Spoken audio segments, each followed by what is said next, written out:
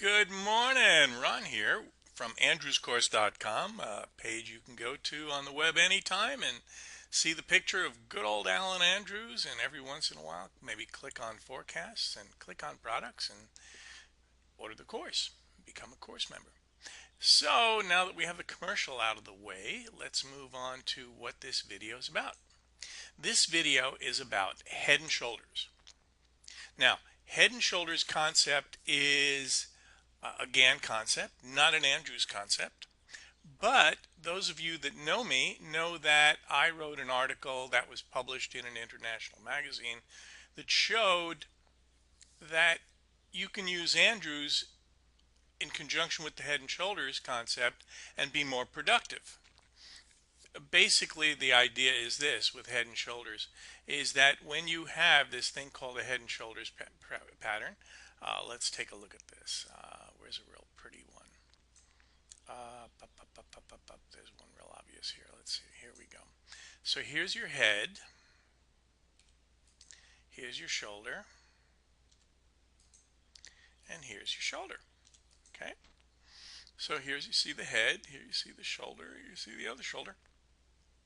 And then what the Gann folks will do is they'll draw a line here, right? And that's called the neckline. Right, and then what they'll do is there's different ways of calculating a target, and one of the ways is let's see how I might do it. It's just real simple. You take this. I just draw a line here, and I take the distance from up here to down here, and then I flip it over into the future. Right, and that gets a standard, pretty much standard Gann target area. Now, Andrews, according to the article, would look for this to be a really good move and would look for 5 waves down. So you have 1, 2, 3, 4, 5. So as you can obviously see with perfect 2020 hindsight, Andrews would have said, hey, this is over a bit later than Gann. Okay?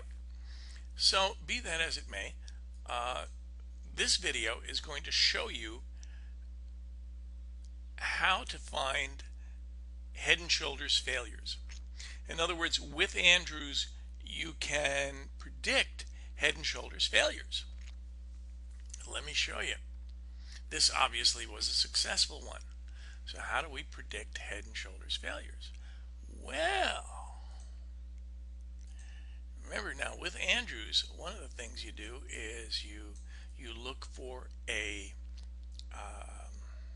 golden pivot rule to get in, and over here you had the opportunity to enter the market using the golden pivot rule, and over here you did not. Now why is this interesting? Well, because this would have been a shoulder.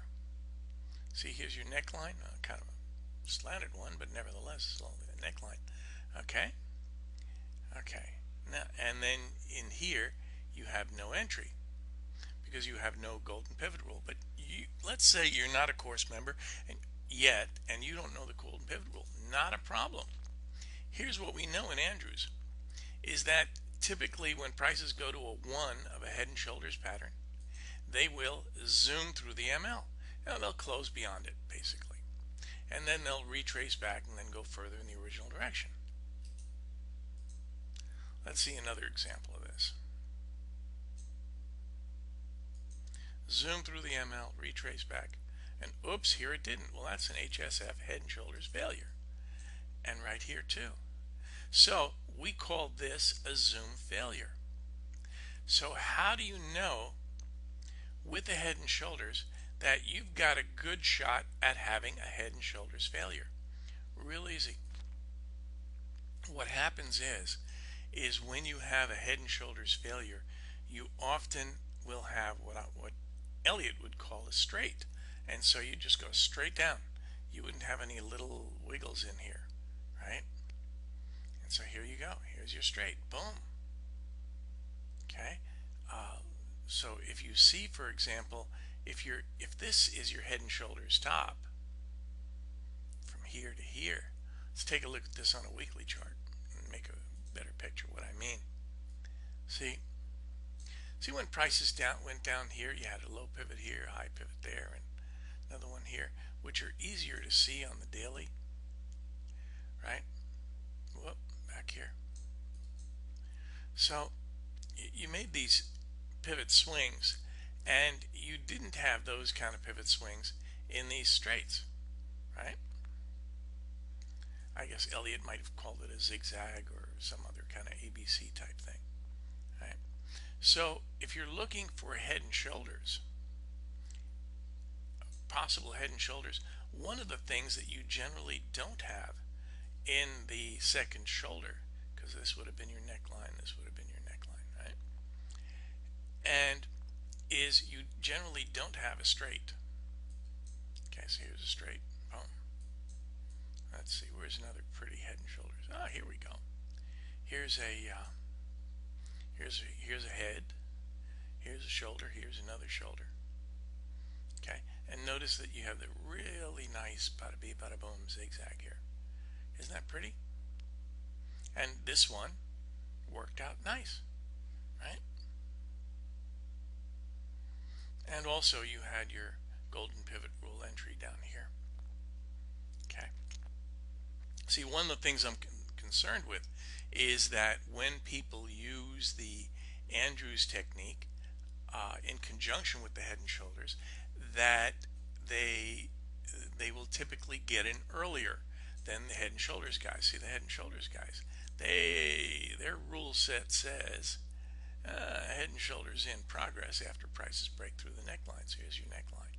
Now, if you're an Andrews guy, you're getting in down here, right? So if you're getting in down here, then because you have a golden pivot rule here, then what happens is you have, in theory, you might have more false positives. And so what we want to do is we want to prevent the false positives. Okay, that's all. Okay, so this does not look, yes it is, yes it is. Okay, so anyway, so to prevent the head and shoulders, if you have, the first thing to use if you're a course member for an entry is look for the golden pivot rule. Okay, and also look for a zoom, and look to avoid the situations where you have a zoom failure. So you have a zoom here, and then prices go up, and even though this looks like, you know, it could be a nice head and shoulders, let's take a look. See this shoulder and this shoulder, it just doesn't work out, because even though you may have a possible, let's say somehow you found a golden pivot rule signal in here, this here would tell you that you don't likely have a head and shoulders pattern. Okay, isn't that cool? Okay, simple as that. Okay, and that's because you've got a nice straight down here, another straight down here. So this is one of the things to look at and look for if you're looking for those cutesy poo little head and shoulders patterns. Right?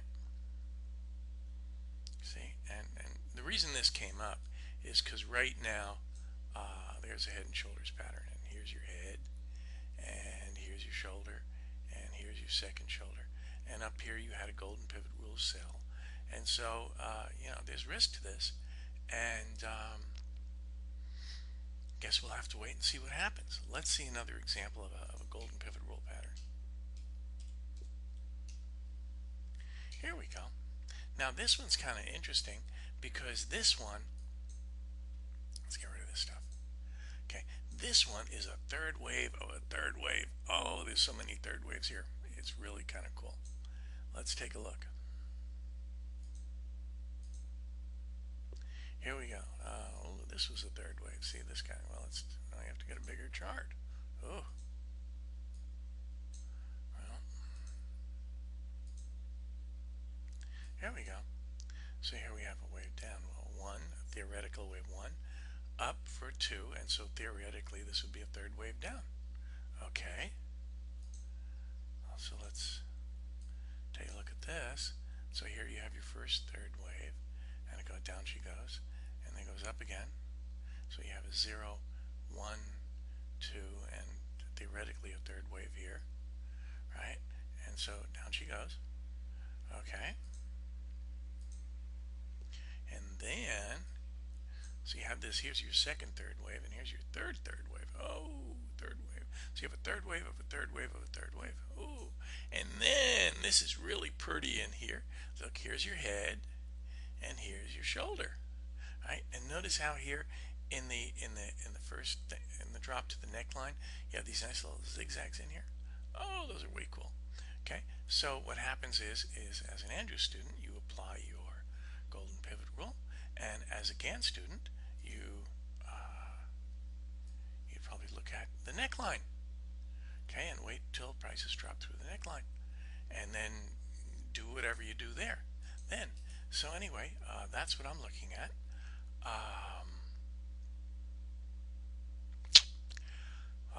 I guess in the fullness of time, you'll see what happens to this guy here. So, let's see. Ooh. Ooh, if this does drop, it would be, theoretically, the end of the third wave would become below here, or could, anyway, and that would be quite a move. That'd be under $2.39. That would take a long time. Anyway, it's something interesting to watch. I thank you for your time, and if you have some time, take the course. Come over to andrewscourse.com. You can check out forecasts. You can, there we go. There's forecasts. Let me show you a forecast. This was the original. There we go. We put it on CNN iReport, and here was the chart. Okay. And when was that posted? That was posted March 20th. Okay. So you have the date stamp, right? And then let's take a look at the sugar update. Okay. So this was the ore. And here they went down to the reaction line. Oh, how cool. Okay. Let's see. Here's a gold. Okay. And here it's what's the post? Post is April 23rd. Okay, and this is the chart. It says, well, there's an ore signal over here, and prices are, it looks like they're headed up to the reaction line if things turn around nicely here. And that's what it says. And so let's see what happened.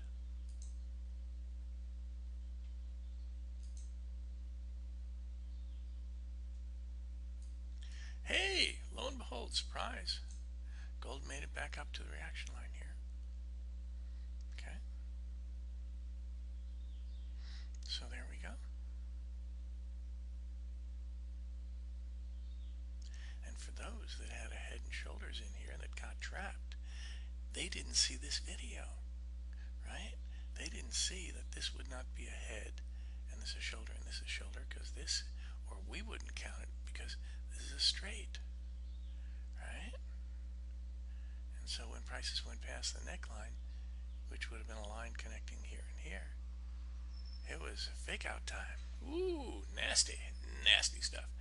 Anyway, remember, all this stuff has risk, so take good care, huh? See ya. Bye.